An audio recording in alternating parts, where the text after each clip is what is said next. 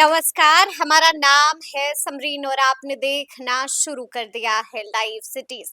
देखिए, land for job scam मामले में अब लालू परिवार की मुश्किलें बढ़ती हुई नजर आ रही हैं। बड़ी खबर दिल्ली के राउज एवेन्यू कोर्ट से आ रही है और आपने देखा है कि कोर्ट ने अब लालू परिवार पर आरोप तय कर दिए हैं। बड़ी बात यह है कि 41 लोगों पर आरोप तय कोर्ट ने कर दिया है। तो ऐसे में अब आपके भी मन में एक नहीं बल्कि अनेक सवाल आ रहे होंगे। तो आइए फिर बिना देरी के इन तमाम सवालों का सीधा जवाब जानते हैं पटना हाई कोर्ट के जाने माने एडवोकेट देव प्रकाश जी से। सबसे पहले बहुत शुक्रिया बातचीत के लिए। जी धन्यवाद।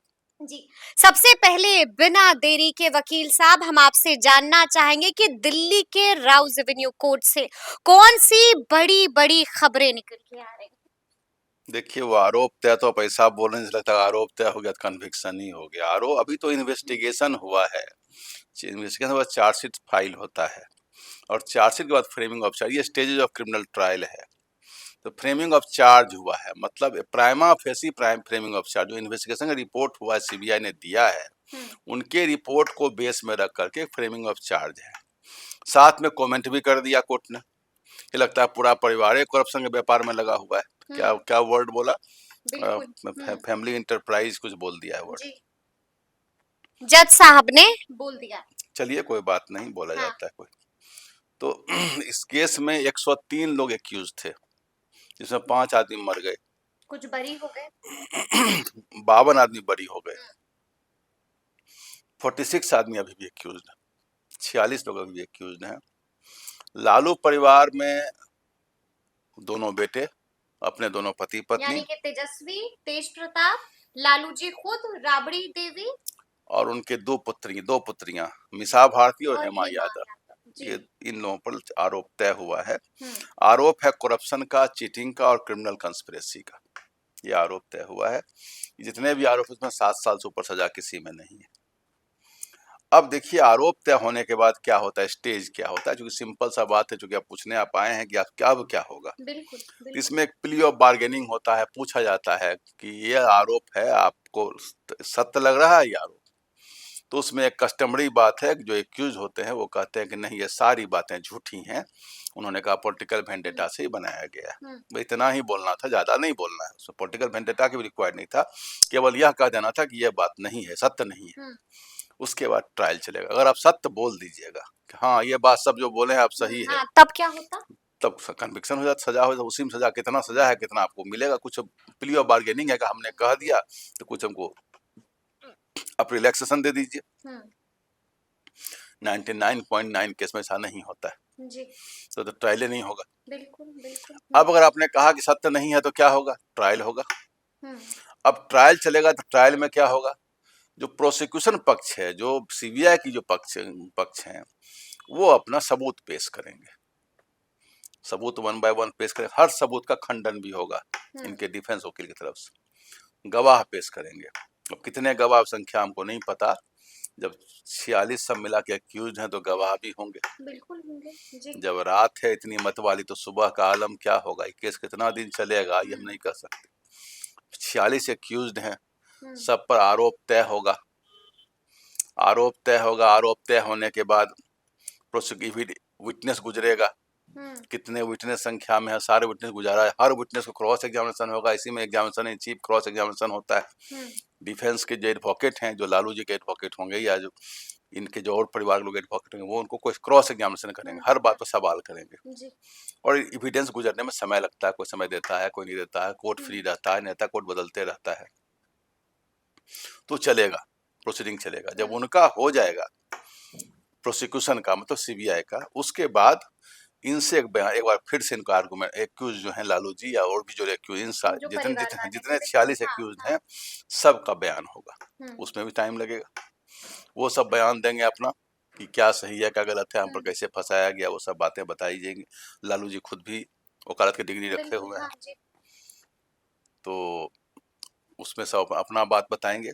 उसके बाद डिफेंस का शुरू होगा। डिफेंस मतलब बचाव पक्ष। बचाव पक्ष के लोग अपना तर्क देना शुरू करेंगे कि हम कैसे निर्दोष हैं, और अपना गवाह गुजारना शुरू करेंगे। अपना गवाह गुजारना शुरू करेंगे और गवाह गुजारने के बाद जब पूरा गवाही हो जाएगी, वो गवाह गुजारने के बाद क्रॉस एग्जामिनेशन इनका प्रोसिक्यूशन वाला करेगा, वो भी होगा। उसके बाद दोनों तरफ के वकील आर्गुमेंट करेंगे। ठीक है। दोनों तरफ के वकील जब फिर आर्गुमेंट, होगी बहस होगी, जोरदार बहस होगी, लास्ट में बहस जी होगी, जी सारे जितने गवाह गुजरे हैं इन सब बातों को लेकर के बहस होगी।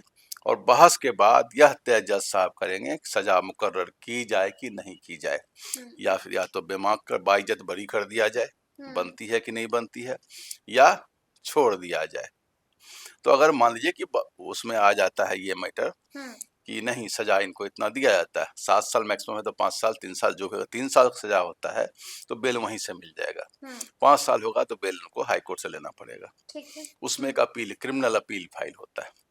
अभी इनका फ्रेमिंग ऑफ चार्ज हुआ है, तो फ्रेमिंग ऑफ चार्ज के अगेंस्ट में भी ये क्वेश्चनिंग में जा सकते हैं हाई कोर्ट में कि मेरा फ्रेमिंग ऑफ चार्ज गलत है, इन पॉलिटिकल वेंडेटा है, इंड्यूस इस ग्राउंड पर प्राइमा फेसी केस भी नहीं बन रहा है हमारे अगेंस्ट में, अनसस्टेनेबल सारे चार्जेस हैं, उस पर हाई कोर्ट जा सकते हैं, सुप्रीम कोर्ट जा सकते हैं क्वेश्चनिंग ऑफ केस के लिए। होगा कि नहीं होगा वो कहना मुश्किल है, मैंने प्रोसीज्योर बताया, ये सब ये कर सकते हैं। ठीक है। वो अगर नहीं होता है तो फिर इनका जो प्रोसीज्योर है वो ट्रायल का वो चलेगा। लेकिन ऐसे में वकील साहब ये भी जानना बेहद जरूरी हो जाता है कि आज कोर्ट के भीतर जज साहब ने भी बहुत कुछ बोला है। क्या कुछ कह रहे थे जज साहब? जज साहब ने केवल यही कहा कि जो इन्वेस्टिगेशन रिपोर्ट आया है, इन्वेस्टिगेशन रिपोर्ट आने पर यही लग रहा है कि पूरा परिवार ही इस करप्शन में लिप्त है। देखिए अब जो नया जो बीएनएसएस जो आया है, इसमें एविडेंस के दायरा को थोड़ा बढ़ा दिया है। बढ़ा क्या दिया है, अब ऑडियो, विजुअल, इलेक्ट्रॉनिक सब एविडेंस देखा जाएगा। अब जमीन इन्होंने ली होगी, किससे पैसा लिया, किसने पैसा दिया, उसी पैसा से लिया। और इन्होंने जज ने यह भी कहा कि पूरा परिवार ही इस घूस को लेन देन करने में सब साथ रहा है।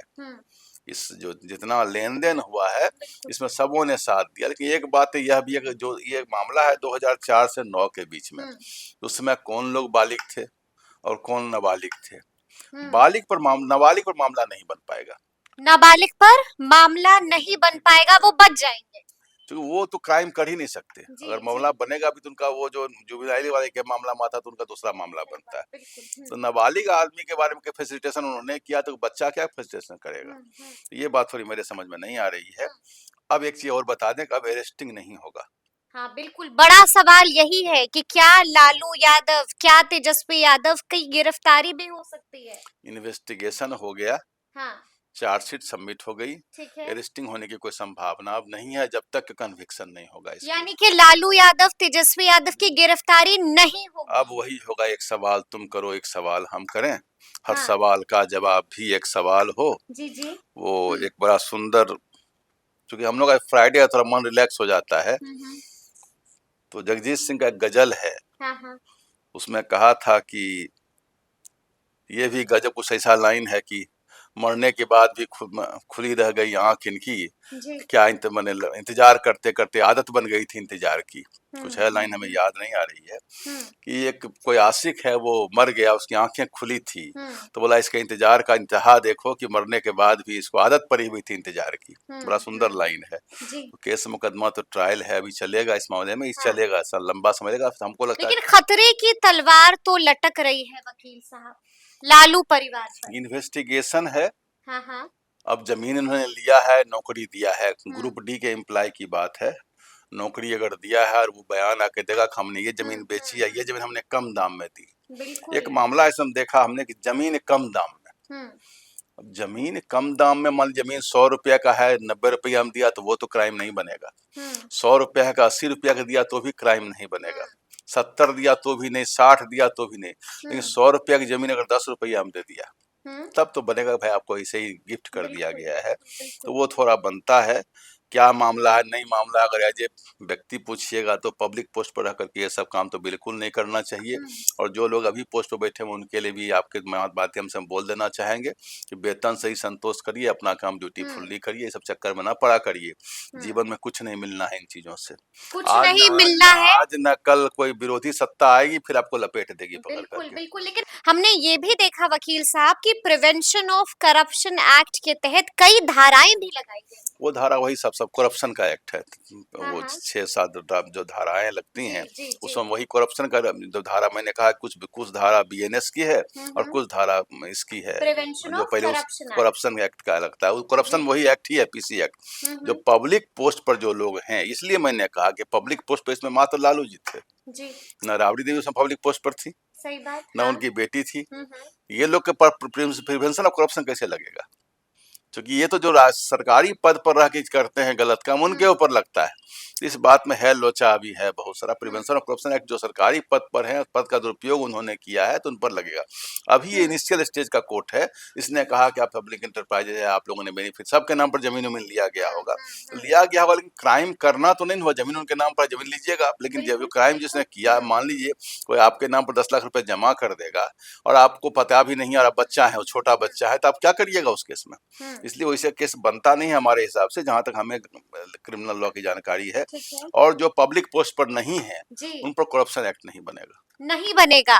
तो ऐसे में सवाल ये भी है, और मेरे ही नहीं बल्कि सबके मन में यही सवाल है कि अब लालू प्रसाद यादव क्या कुछ कर सकते हैं, उनके पास क्या कुछ विकल्प बचा हुआ है? मैंने तो बड़ा अच्छा गजल देके बता दिया था कि जी अभी चलेगा ट्रायल, अभी ये चलता रहेगा। एक सवाल हम करें, वो सवाल चलता रहेगा। हाँ हाँ ये मतलब जो इचिंग नहीं होता है, नोचनी दिनाई वाला बीमारी, कोई इचिंग जाएगी भी नहीं, बीमारी खत्म भी नहीं होगी, चलती भी रहेगी। हम्म और ये मामला अभी चूंकि एक्चुअल हम एविडेंस नहीं जान रहे कि एविडेंस इसमें क्या आया है। आपका तजुर्बा क्या कह रहा है? अंतिम एविडेंस सवाल मैंने आपको कहा कि अरेस्टिंग अभी नहीं होगी, ठीक क्योंकि है फ्रेमिंग ऑफ चार्ज हो हाँ गया है, तब वो स्टेज खत्म। कैसे बचे लालू प्रसाद यादव?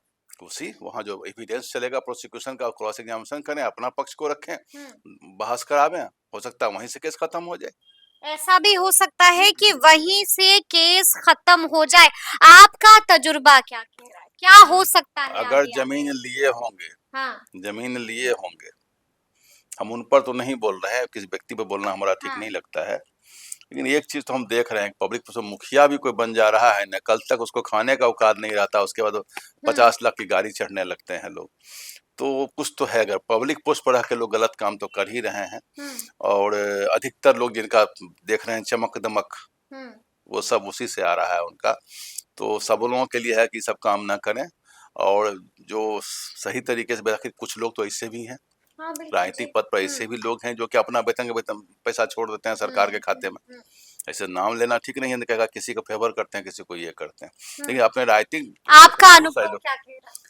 हमारा अनुभव यही कहता है कि एविडेंस सब डिसाइड करेगा कि इन्होंने लिया है कि नहीं लिया। अगर लिए होंगे, एविडेंस सीबीआई प्रस्तुत कर देगी, और ऐसे केवल पॉलिटिकल वेंडेटा वाला एविडेंस होगा तो नहीं चलेगा, ठीक है क्योंकि कोर्ट है ये। लेकिन अगर सीबीआई दिखा देती है सबूत वकील साहब, तो फिर क्या आगे? सीबीआई के सबूत से नहीं होगा, कोर्ट के मानने से होगा। ठीक है कोर्ट में ट्रायल के बाद जो बहस होगी दोनों तरफ की, कोर्ट उस एविडेंस को मानेगा तब ना। कोर्ट मानेगी एविडेंस को, कोर्ट सजा देगी, उसके बाद हाई कोर्ट है, सुप्रीम कोर्ट है, बहुत मामला है, अभी डगर लंबा है।